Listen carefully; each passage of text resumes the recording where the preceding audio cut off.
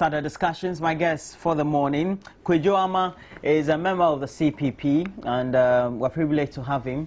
First time I've hosted you? No. Okay. It's my first time. This is your first time? Yeah. Okay. Hosting. I'm hosting you. Yeah. Yes, that's what I asked. Okay. Thanks for joining us this morning. We're privileged to have you. We treat our guests as the top personalities of any show you can find in the world, and we're grateful. Thank you. Okay, and Richard Nyama, you all know him. He tried, what position did you try contest? Roland, you know very well what I did. Okay, so that's mischief on my part. And Richard Nyama, of course, is my good friend. And we'll try and meet over the weekend and discuss some few things. No politics, though. Yes. Okay, so Richard Nyama is also a member of the MPP. He seemed, after going through a race to become the national youth organizer of the MPP and not succeeding, he seemed to have freshened up. Even though he's taking some malaria taps. You saying this on Roland? You're not taking malaria taps. You're well, so okay. Don't by yourself. All right. How have you been? It's been a while. Oh yeah, but keeping body and soul together. I'm talking about body and soul. The criticism is out there that the body and soul of the country is not too well. Over the course of the last few weeks, etc., we've had a lot to ponder about as the public, politicians, and the various spectrum of society. We're going for a bailout. The economy is not doing so well. The government says that things will be all right. The finance minister, as of the close of yesterday, said by the close of October, November, December, we should see an end in sight to the approval of Ghana's bailout, so to speak, or whatever structures we are going to have with the World Bank, with the IMF. The IMF, yes. I've followed with keen interest the development, but I want to take you back a bit. The NDC, as a government, has a history with the Bretton Woods institutions. And you don't? Oh, theirs is very negative.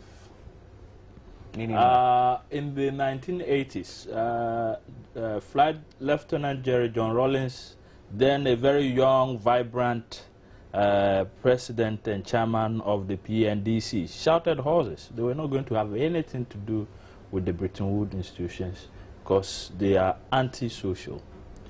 I think within a year of it, 9 months to a year, they turned around and went for a bailout. If you remember, the economic adjustment program, structural reforms, all took place. Had over some 50,000 people retrenched and sent home. And what happened? In 1992, the economy was a mess. Fast forward it to today. President Mahama The economy was not in a mess in 1992.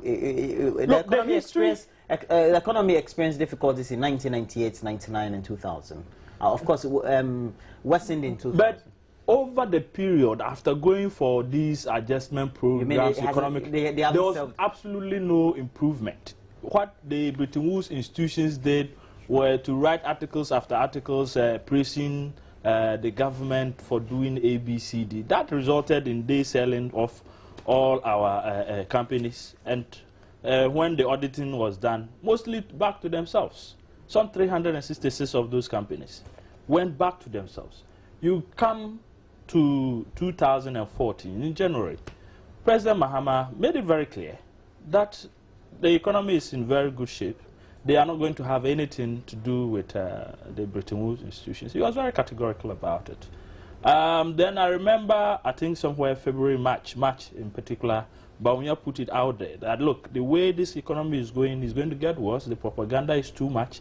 He does not see an end in sight. The only end in sight is we going to the IMF for a bailout. Today we are there. Back in 2006, Kufuor took us out of the IMF. You know what? A country goes to the IMF when all your options are done.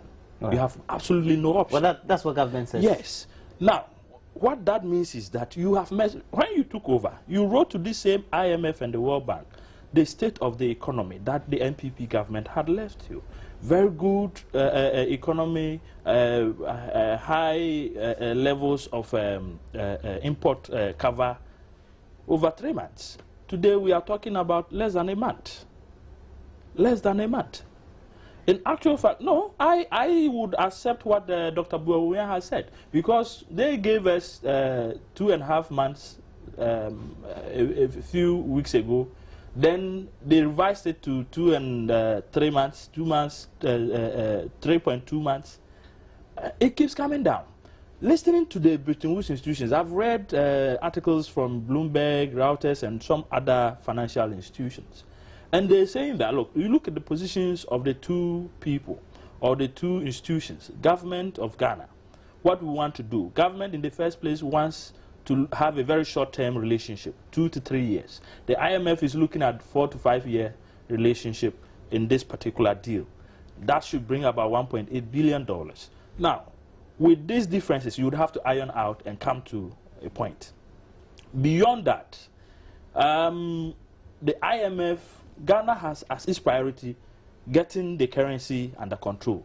The IMF wants to ensure that public expenditure and certain things are out of the question before they focus on. You mean they are controlled? Yes. So the priorities of the IMF and Ghana going into this deal are very vast. So they need to come. They are far apart. Very parallel. So they need to come to that agreement in the first place. And 2 months is per the experts. It's not going to happen. It might roll into 2015. And you know what? This, for me, is going to be a very bitter pill, because the IMF and the World Bank we are aware, and the president indicated he's doing this for credibility. The government and Ghana have lost credibility. Yes, this is, he emphatically stated that. What type of credibility did he state? I thought he said so that Ghana can gain some level of policy credibility. Yes. Yes, and that is why you are elected. So if your policy has no credibility in the eyes of the international community, it means you've got all the fundamentals wrong. And that is... Well, not necessarily. That is an admission. The explanation is that the observers as well as the critics also make is that when you go to the IMF, due to the current instability you're experiencing, it tends to give some level of confidence to the investor community as well as the international community. Is that not the whole idea? If you try a lot of things and they don't work, you also need to give some assurances to the would-be partners that will make sure you gain the sort of stability that you need. Roland, I agree with you on that part, the fact that you're going to gain credibility. But the point is that you must have lost credibility in the first place to want to gain it back. And that is where we are. Now, if you, in the last 1 year, the international community has withheld some 60% of their funding to you, obviously you must have been doing something wrong. And that is where we are. My point is that this government has not got the history of taking us to IMF and getting it right. So maybe at the IMF today, they might come in and bring in and please, let's tighten our belts.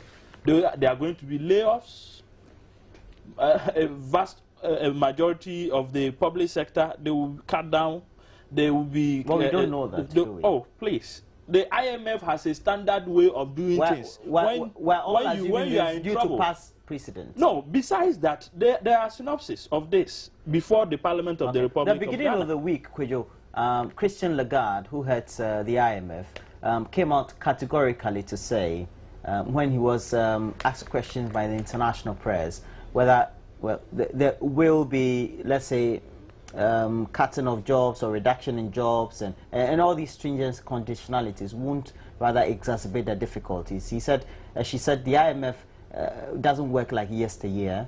Now the IMF is working with the countries in perspective, looking at their own propositions and what solutions they are proposing and how those can solve the difficulties that the countries are facing. That puts things into perspective. I think that one thing should be made clear.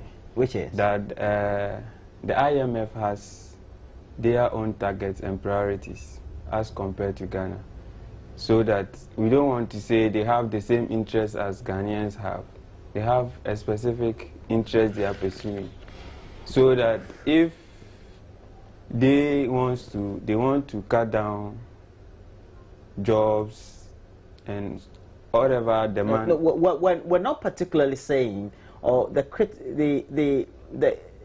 all these are being raised because of what has happened with the Bretton Woods institutions in the past, in terms of what type of country programs they have with you, and the way they run the programs based on the conditions they have attached to those programs. And so those conclusions have been made. But now, nobody knows what is going to be said. Well, I'm sure it's not going to be anything different. It's not going to be anything different, such that the IMF as an institution, a financial institution, works towards making sure that it has a bounding relationship with the country, whereby they will always have a reason to have the country in their grips. So the IMF always wants a situation whereby the country or the nation they are dealing with will be in a position to always come to them for help. And that is the position of the IMF.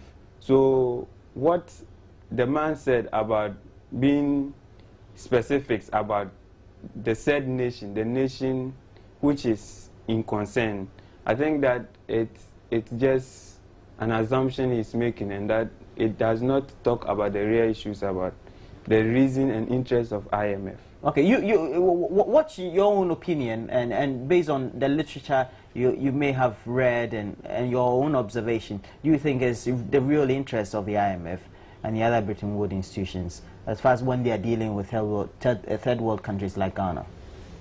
Yeah, in my own observation, what I've seen and I have learned is that the IMF has no help for the country Ghana. And it's about time, as Ghanaians, we seek to solve our own problems. We can't continue to be going to the IMF. If you can remember, in 1961, the IMF and World Bank presented a policy proposal to the CPP government then, and it was rejected because employment, entrenchment, and whatever proposal they were bringing was not good for the country. So we opted for the ISI, that is the import substitution and industrialization, which brought about the industrialization improvement in Ghana. And that is what is good for the country. My brother was talking about the fact that NDC has a relationship with IMF and always want to go with them. I think that we are in a trying time and the economy is very hard. We all attest to that.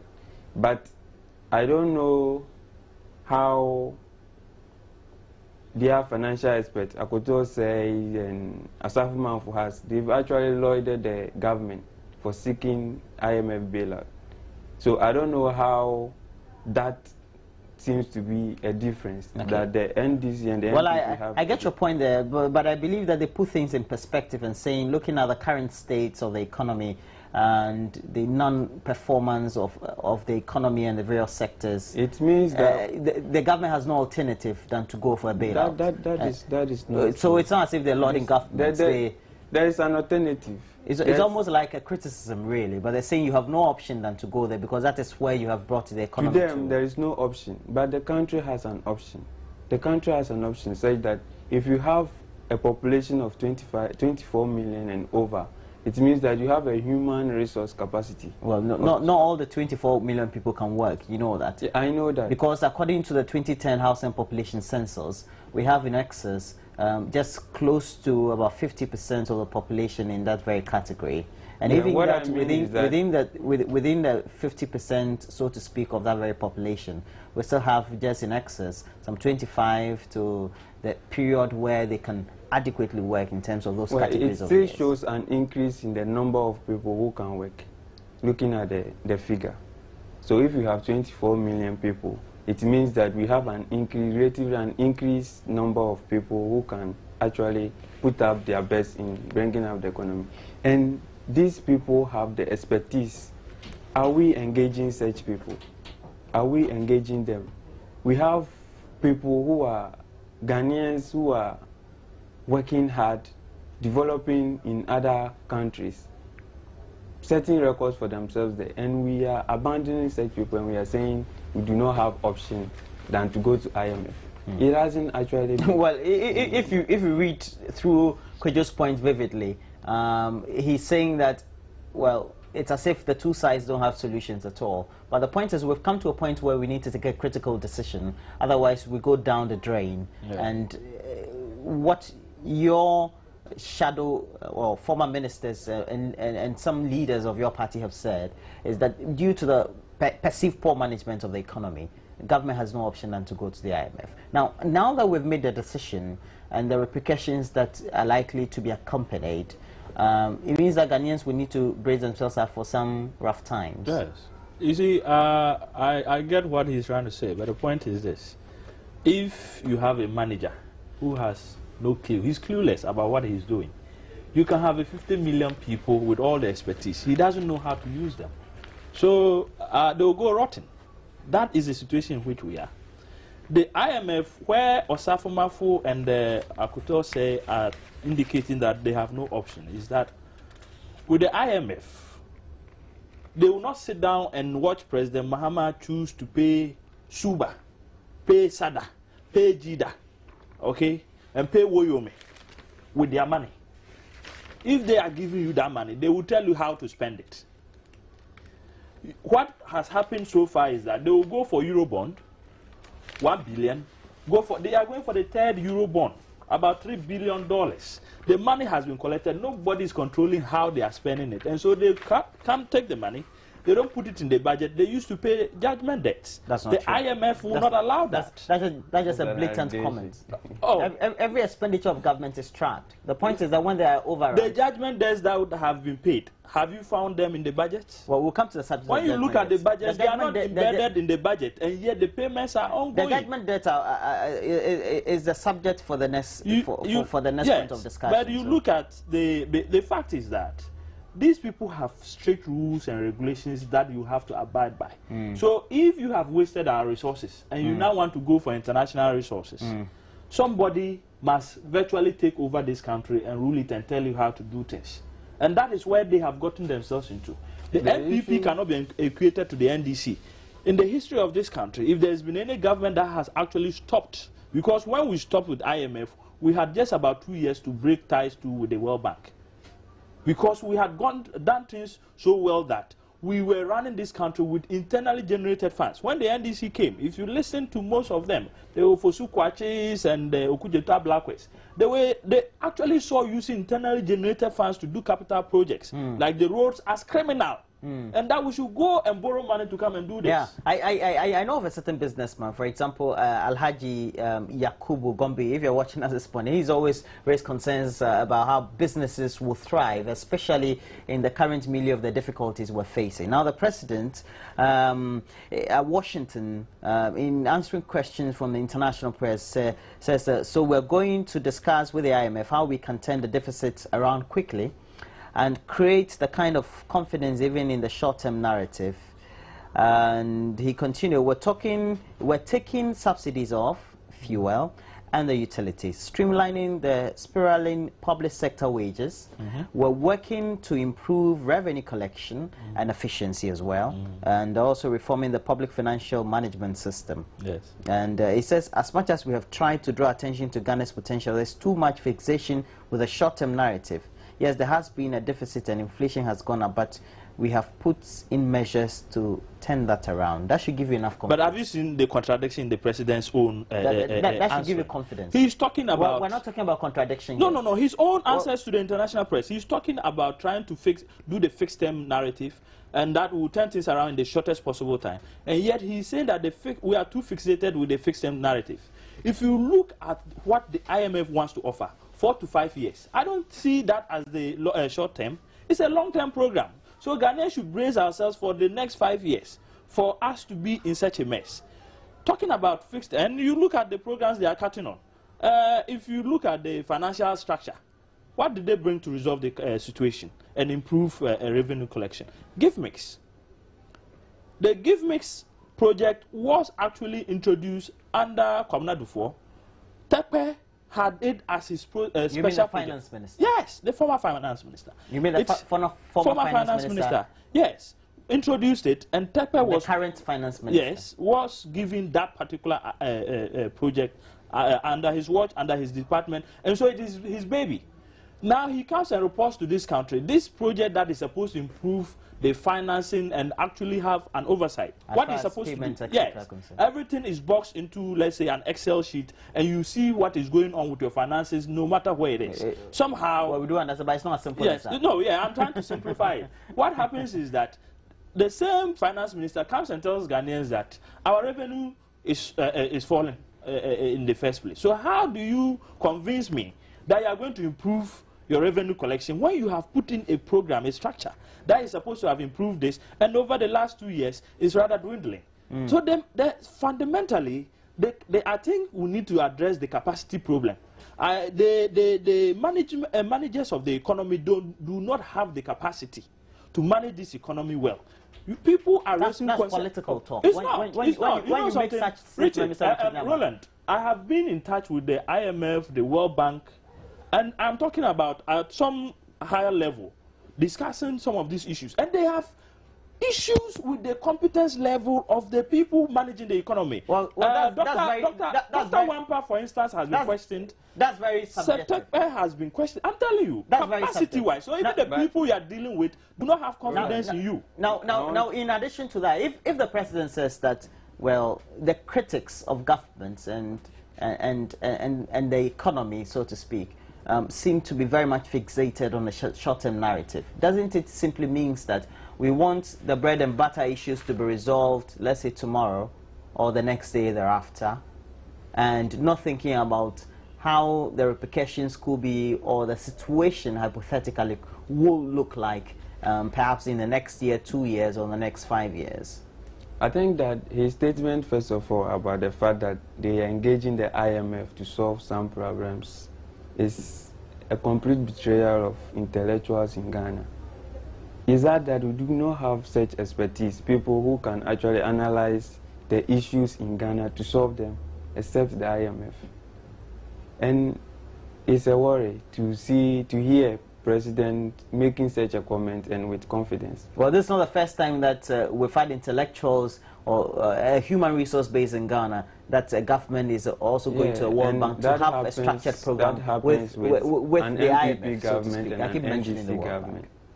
That happens with an NDC government and an MPP government. They do not have any other option, as they said, because what he's saying, I'm happy he's bringing us so many things about what the NDC government is doing. They are facts. But the issue is that if you come out and say there's no option, it means that if you were in that position, you would have also opted for an IMF bailout. We will not put you in that position because we brought you out of it. If you are saying that is the only option, then it means that if you are giving the country now, we took Ghana from Egypt to Kenya. So if you are giving the country now as it stands, your only option will be going to the IMF. So the issue about what he is raising, although true, it doesn't actually bring out the capability of the Ghanaian to actually come out with its own solutions to heal the economy as it stands now. But the economy is facing difficulties. The point is, if you need adequate capital injection over a certain period of time, but also you have had inherently practices that do not inure to you managing whatever expenditure you have and the resources you have annually, then it means that at least you need to bring a third person in. Whether you want to do it internally or you want to go externally, that's a different matter. But you also have a certain internal variables you need to, and external variables that you also need to consider. You have the investors who will be coming from outside. They will bring in the FDIs, etc. And you also have your reputation and the way subjectively you are rated internationally, either by your partners or by the various institutions. And so that's why you need to go to such bodies like the IMF or the World Bank. You are right in one hand, but I'm wrong in the others. You see, what is this about going for a US African summit to tell investors that you come to your country to invest if there are opportunities there? Why can't you tell your people to invest or do that same thing? Because we don't have the resources simply, Mr. Ama. You don't have the resources. Do we? But we have the opportunity. This is about visionary leadership. If you are a visionary leader, you can know that, you should know that if you have the opportunity, then you should be able to create enough enabling environment for your own people to tap into such an opportunity. Because if you always want to say that there's the opportunity there, but investors should come in and tap into that opportunities, what it means is that your people should always sit down for those investors to come and tap into the opportunity so that we become their servants.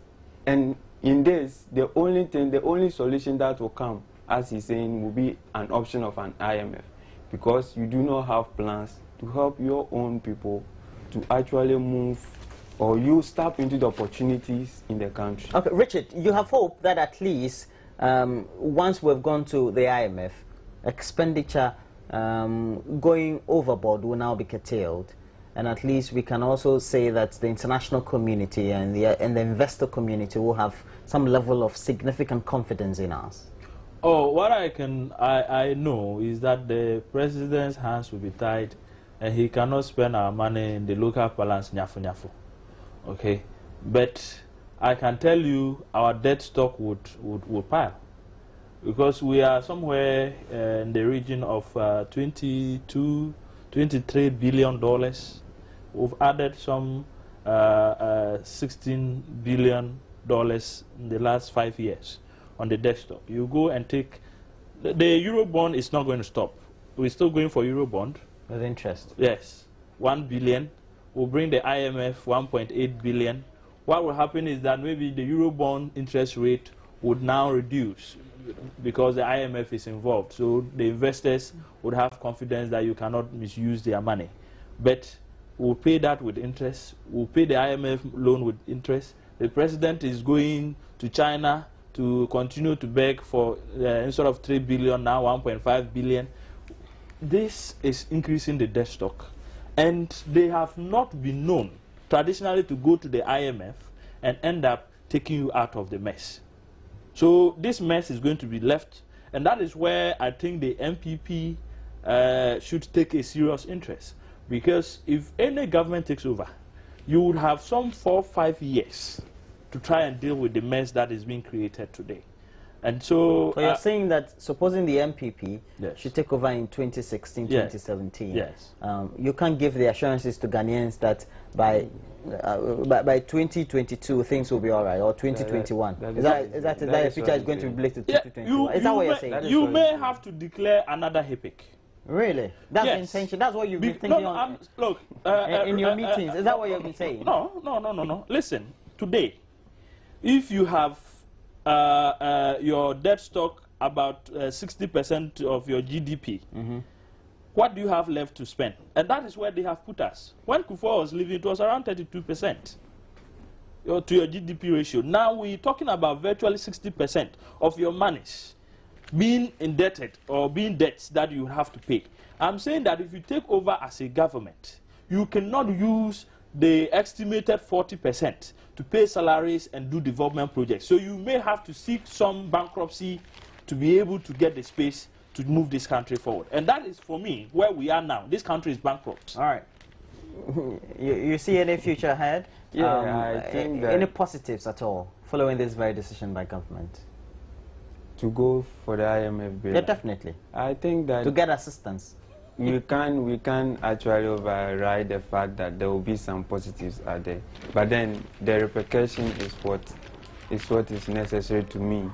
Said that if we go for a bailout and we soften or try to shape the economy for the next 2 months or 3 months, and we go back into hard times again, then what will be our fate? What will be the use of going to an IMF for an IMF bailout? So it actually doesn't make any point, though, to go for an IMF bailout.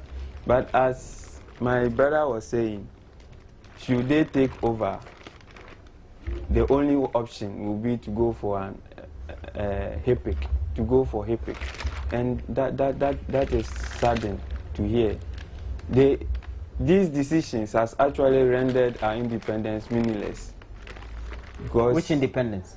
The Ghanaian independence. You mean the sovereign? The sovereign. It has rendered it meaningless. Because if you have independence, political independence, and you do not have economic independence, it is better you do not have independence. But what you're saying is just an illusion in the current geopolitical world in which we live in. Even the U.S. is not independent economically. Anyway, let's not go into the discussion. Medical doctors have been saying they will need insurance before they will treat. Is a patient who likely could be infected